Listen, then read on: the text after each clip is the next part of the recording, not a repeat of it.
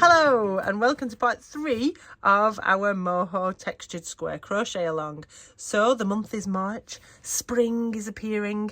You wouldn't think so by the way that the blizzard is blowing past the window outside. But today I did see my first little pink bud on a cherry blossom tree, which is what this texture is all about. So we've gone for pink. This is the shade called Pale Rose. If you're using the Stylecraft Special, this is, so the pink is for to represent the buds that are appearing on the trees, and then we've got this lovely little stitch, this textured beauty that I am calling bud stitch. So we will have a go at this and see how you feel. Now this is a little bit of a yarn eater, this stitch, because you've got all of the back, but and you've got these on the front, so just keep an eye on your weights as you're going along if you're doing it with our kit, because we need to try and get 4 out of your 100-gram ball, so we need them to not weigh more than 25 grams. If you are coming out and they're weighing a bit more, then we can either go down a hook size or we can just try and tighten up our tension a little bit. All right, okay, let's see what we need then. All right then, let's see what we're going to need. So we have got our yarn. We are using the Pale Rose there, as mentioned. I've got my 6mm hook. I have got a yarn needle for sewing in my ends. I've got 2 stitch markers just in case I'm struggling to spot my end stitches, and I've got some little snips, and of course I've got my instructions. So let's get rid of these and let's take this off and get going. All right, let's get started then. So we're going to start with a slip knot. Now remember, we leave ourselves a nice long enough tail. So on most people, finger to thumb is about 15 centimeters. So a nice 15 centimeter tail. Holding your end, and we're going to wrap all the way around and poke that end up through there and pull. Now we want to keep our chains nice and loosey-goosey so that your end, so that your bottom row doesn't pull in or anything. Okay, so we want to chain 21. If you're making a bigger square or you're working with a different yarn, or you're making a smaller square, what you need to make sure you've got is an odd number of chains. So we want, if we're doing this one, we want 21. So that's 3, 4, 5, 6, 7, 8, 9, 10, 11, 12, 13, 14, 15, 16, 17, 18, 19, 20 and 21. Lovely. So it's always worth doing a quick count just to check that we have got 21, because if we've got them wrong now, it's going to be wrong all the way through, isn't it? So 1, 2, 3, 4, 5, 6, 7, 8, 9, 10, 11, 12, 13, 14, 15, 16, 17, 18, 19, 20 and 21, and we don't count the working loop on our hook. Right, so there's only 2 rows to this pattern really. We do a row of double crochets and then we do a row with bud stitching. So we're going to start, it says starting in the 2nd chain from the hook, so that's working loop, 1st chain, 2nd chain. We're going to do a row of double crochets. So a double crochet, we name our stitches in the UK after how many loops you need to make that stitch. So we need 2 loops for a double. So I push it through my chain, catch a loop and pull it up. So I've got my 2 loops and then wrap around and pull through 2. I don't think we've done any doubles on this cal so far, have we? No, we haven't. It's our first ever double there. Oh, hello.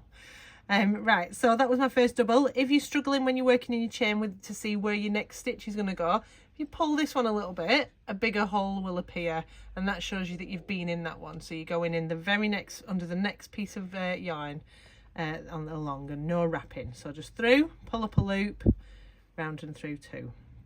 Stick it through, make a loop, get rid of 2 loops, all the way along here.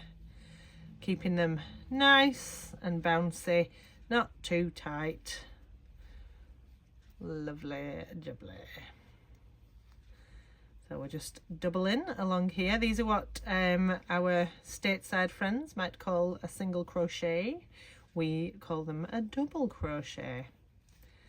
Maybe one day the communities of crochet worldwide will unite and agree on the same terms to use for the same things, but today is not that day.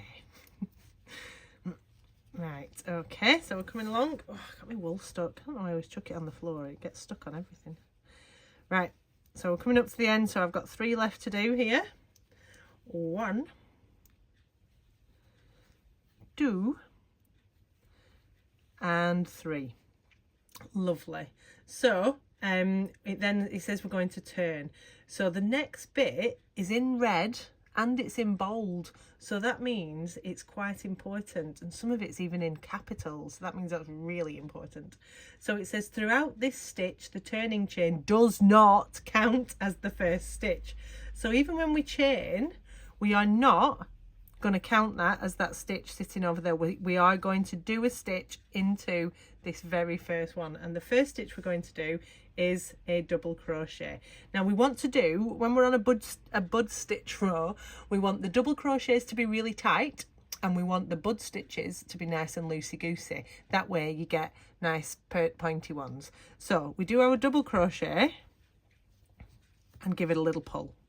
Now we're going to do a bud stitch loosely, it says in the next stitch. So when we are doing a bud stitch, it's a bit like a half treble to start off with. So we wrap the yarn around the hook, insert the hook through the work, wrap the yarn around the hook and pull back through the work, leaving 3 loops on the hook. We're then going to wrap the yarn around the hook and pull through the first loop only. So 1, 2 times 2. So I've got this like little blobby bit here, right? So I've effectively made a 2 chain sticking up there. So I've got loop, loop, loop, and then I've got 2 chains below there. I'm then going to wrap my yarn around the hook and pull through all 3 loops on the hook. So I do that, give it a little pull, and then I'm going to fold that. The buds are going to appear on the back side, okay, down there. So I'm then going to do my nice tight little double, and then I want to do another lovely bud stitch. So we go wrap around, in, pull it back through. So like you're going to do a treble or a half treble. We then go round and through 1, round and through 1. Now poke this. If your buds are not appearing on the right side and they're not very pert and pointy, make sure you sort of poke this backwards there so that when you pull it through, you're not wrapping over it and they're going to pop out on that side like that, okay? And then we do a double crochet in the next stitch. So we can already see, oh, purty. Right, so let's do another one. So it's wrap around, in, hook it and pull it through to the front, 3 loops. Nice wiggly wiggle. Round and through 1, round and through 1, holding it at the bottom here. If I don't hold that, my danger is that as I pull it through and I squish them all together like that, I just end up with a bit of a clump that gets sucked in. And you can see there I've got a nice pert one. Here, oh, it's disappeared. So that trick really is the key bit, to just getting your thumb and pushing it just that little bit further away from you. So we'll do that again. So I pulled it out. So there, round and through 1, round and through 2, around through 1 again, not just 2, number 2. So then sort of hold it there and push that away from me so that as I pull this through and pull it tight, I get that lovely little bump on that side. So then so you can see they are prominent. If they're not prominent, it's all about the thumbing. Get the thumb in right and you'll be fine. Right, so let's carry on and do a couple more of these. So that's how we're round and through 2, holding it at the bottom, pulling it tight then, and giving it a lovely tight double crochet after it. Right, so let's keep going. So there,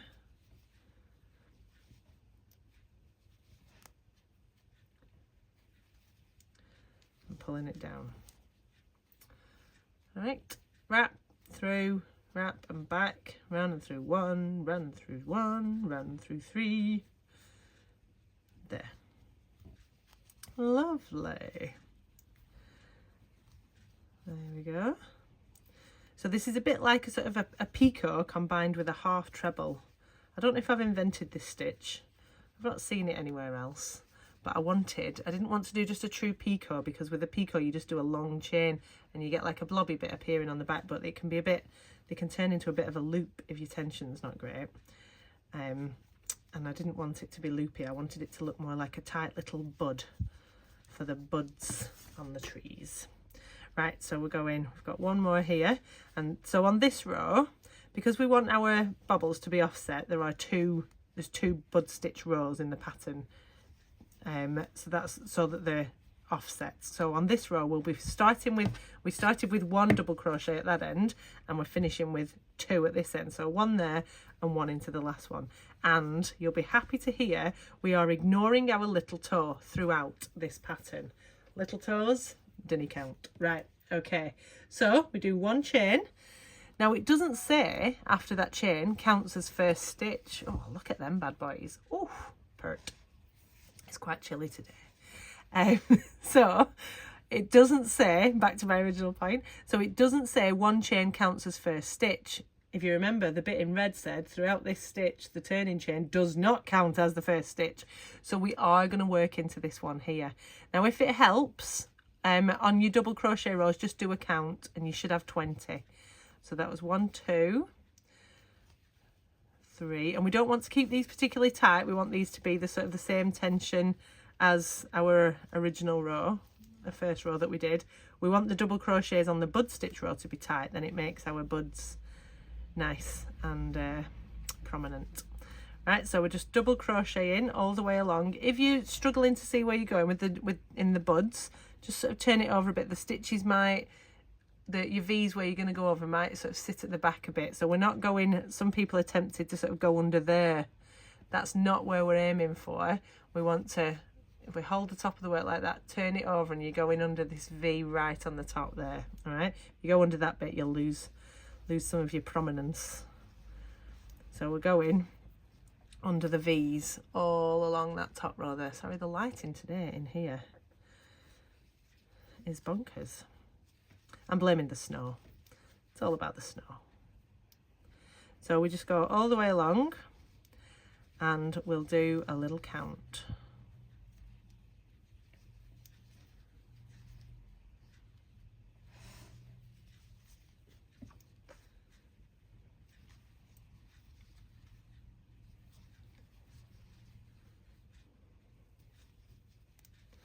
There we go, and then in here. Right, so that there is my little toe.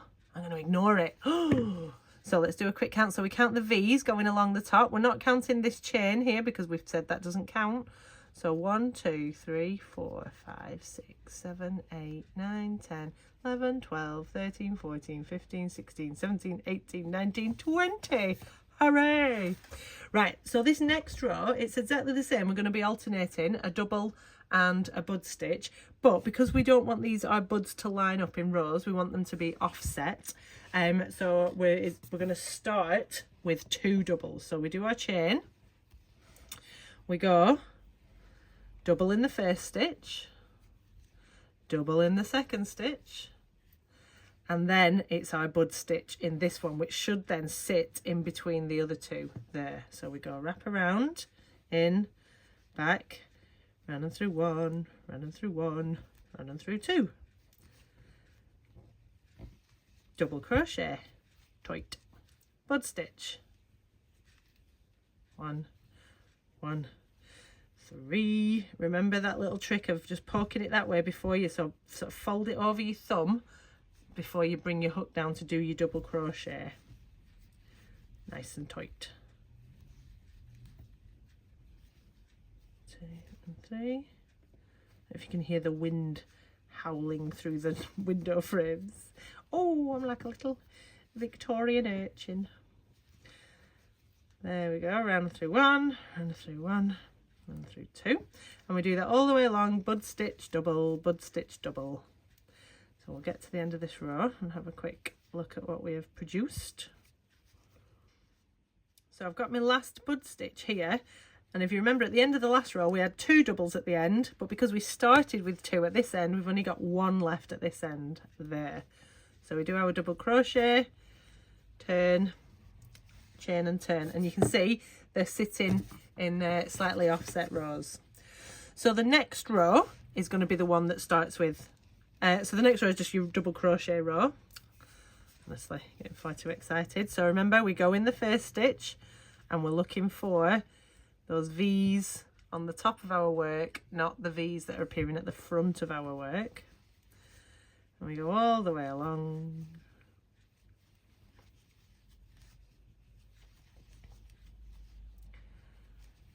If any of them aren't sticking out particularly, just give them a bit of a poke through from the back and give them a little bit of a twaddle. I don't know if that's a word. We'll say it is. There we go. This is a really nice texture for like baby toys. So if you wanted to make something that was a bit quicker than 12 square blanket, you could go with making a cube, and you could do each side in a different texture as like a sort of sensory toy for a little baby. And this one is one of their favourites because they feel a bit like nipples, don't they? And they're like, we know that babbies like twiddling with nipples. So it's an unfortunate colour choice as well, isn't it? Right, so I'm at the end, and remember, I'm going into the last one. I am not doing the little toe.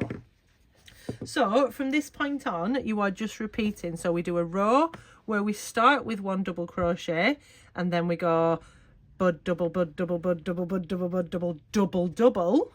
Then we do our reset row for the double crochets. Then the next row will start with 2 doubles, and then bud, double, bud, double, bud, double, bud, double, and end with 1. Okay, and you just keep repeating those 4 rows. So one that starts with 1 double, double row, one that starts with 2 doubles, double row, until we have a square. If your buds start lining up in a straight line, you have skipped one of the bud stitch rows and you've gone on to the one, like, so you've done 2 that start in the same way, and then that's why they're starting to line up. So you'll just have to either embrace the lines or pull it back and frog it a bit about where you want to go. All right, so I will not make you watch. Look at them. Oh, beautiful. It's like a mountain range of pink fluffy mountains. Right, I'll not make you watch me do the rest of it. I will make this into a square. Remember, when we're checking if it's a square, fold up your edges so that your edges and your sides are matching there, and give them a measure. So I will see you when I've got a square, and then we'll have a look at our border. All right, see you in a bit. All right, so I have finished. My piece is nice and square. I am happy with that there. So we're now going to do our border. Now I've finished after I've done a double crochet row, so you finish on a double. I've got 1, 2, 3, 4, 5, 6, 7, 8, 9, 10 rows of bobbles, but don't worry if you've not got 10. The key thing to do is all, remember, it's about the weight. If you're using the Cal kit that you've got from us and you've got 100 grams of each colour, we need to make sure that it doesn't weigh more than 25 already. These can be a bit of a yarn eater, so it might be worth just having a check now before you do your border, because if it is a bit, if it does weigh more, we'll have to go down a hook size or do something to make it not use quite as much yarn, okay, because all of this extra stuff on the front does weigh a bit.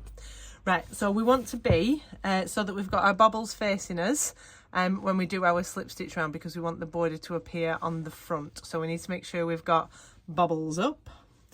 Now this one, because I've done 10 rows, I've got 20, but I've got 20 of these sort of blobby bits down this edge. Each one of these is like a row, an up and a down and an up and a down, and then I've got an extra one here and an extra one there. So this is one of the nicer ones to do the border on, because there's not quite as not as much guesswork. So we start off with our 1 chain, and what I'm going to do is I'm going to go into this one, and remember, we are keeping our slip stitches nice and loose. A few people, this seems to be where more people are having problems than anything else, keeping your slip stitches nice and loose.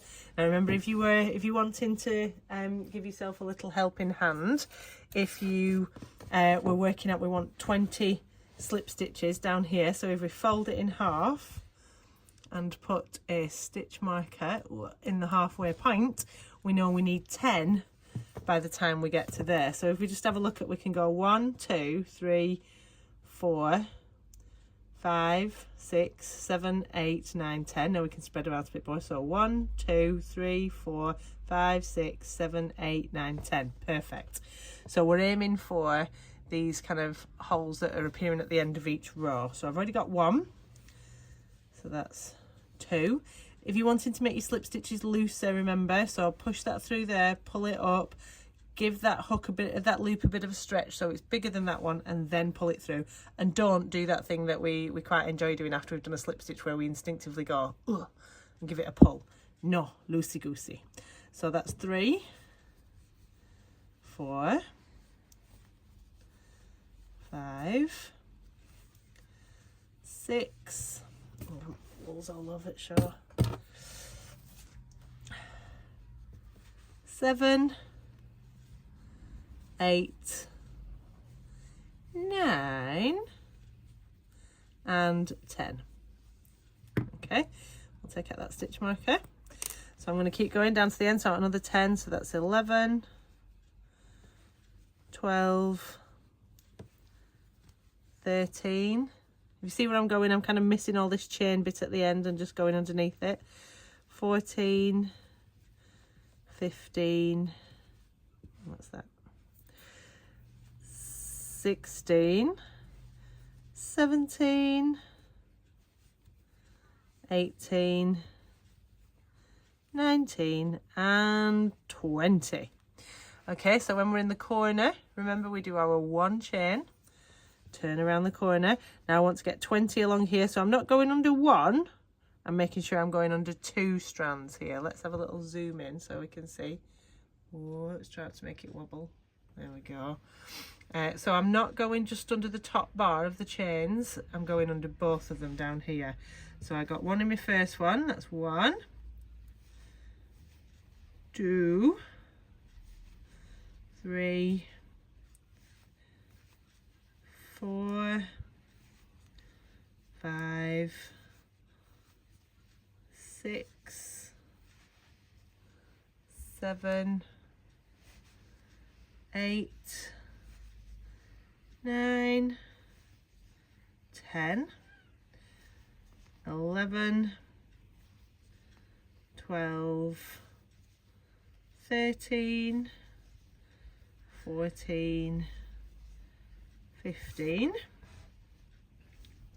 16, 17, 18, 19, and 20. Okay, so 1 chain there, and then we're coming back down this edge. So we've got 1, 2. If you can hear giggling, Will is watching his iPad next to me on the sofa up in the craft room with his headphones on, but he is most amused. 1, 2, 3, 4, 5, 6, 7, 8, 9, and 10, and then 11, 12, 13, 14, 15, 16, 17. So I've got that extra one, remember, so we've got a couple of extra rows this way. We've got 10 rows of bobbles, so that means we've got 20 plus 2 extra rows, so 1 at each end, so we've got 22. So I'm going to skip 1 here, so that's going to be me 19 in there, and then me 20 in the end, just so it'll so we've got plenty of room. So then we do our 1 chain, and we're doing our 20 along this final side. So this should be nice and easy because we've still got our 20 stitches, and we're going underneath the top like we would normally. So 1, 2, 3, 4, 5, 6, 7, 8, 9, and 10, and 11, 12, 13, 14, 15, 16, 17, 18, 19 and 20. So we then do our one chain, remember, and then we're going to snip off our end, little snippy snips, thank you, and then we pull that all the way through. So we're then going to do our invisible join. Don't pull this too tight. So we thread our yarn needle, lovely, and we're aiming for this first slip stitch here. So that was my chain that I did. So I'm going to go underneath both sides of that slip stitch there and pull it through to match the tension, and then I go back in where I came out of. So can you see there's, I've come out of there, I've gone under there, so I'm going back in there and through anything else I can do at the back, and then pull it until you're matching the tension. Lovely. Flip it over in there, pull it through, and then we'll sew our ends in. So because we've got a double crochet here, these are quite nice to sew our ends in. We've got these two lovely little legs for each stitch, so we'll get a nice secure end sewing in here like that. There's not a motorbike outside, it's just the wind again. We do have double glazing, honestly. Right, so I've gone all the way through that way, so I'll just pick up one in there and find it. There we go. Let's just pick up that little bit through there, pull it through, and then we'll come back through half as many that I went through the first time. There. All right, pull, pull, pull, and give it a little stretch to get rid of your slack. Suck it in. Lovely. Right, so let's do this bit down here. So we're going to sew our, it's good to sew your ends in as you go on this project, because there is the inclination to leave it all for a later date, and that means that you're going to have a lot of ends. So remember, when we're doing our chain, we need to, when we're working in the end that where we started with our chain, we need to sort of work, oh, you can't see it at all, can you? So when we're doing the end where the chain is, remember, you've got to sort of work down a little bit until you're at the bottom of the first row of double crochet legs. So I'm here now, so I want to go along here, so I'm going through there, picking up my two legs each time. There we go, and through and through. I'll have one more for good luck, and then pull through, match your tension, and then we will pick up that one there and come back through half as many. So we're aiming for the double crochet rows to be sewing our legs into, okay, which are the little ones that you'll see. A double crochet at the back looks like you get a horizontal bar and then you get two little legs coming down. So we've got, I'll point with a needle, shall I, instead? That'd be better. So we get a horizontal bar, and then two little legs coming down out of it. So that's the back of a double crochet. Right, or the front, depending on which side you're looking at, I suppose. Right, so snip that off, and there we have it. Square number 3. Let's zoom out of it, then we can actually see what we're up to. So far, we've got a bit of, oh look, I just told you all to sew your ends in as you go, and I've not even done it. What a hypocrite. Let's hide them. So we have square 1A. We've got the other alternative. Well, let's put it over here. So that was the diagonal version. That one there is your the horizontal version, and then we've got this. Now don't worry, like I've said before, you can see they're not quite the same size, but they are, as long as they've got you 20 stitches, it will all wibble itself out. And if you get to this point and you've had enough already, just sew these together and you've got a tiny blanket. Right, thank you very much. Give me a shout if you've got any questions. Thanks for watching. I hope you found this informative, helpful, and maybe slightly entertaining. And we will see you very soon for part 4. Bye-bye.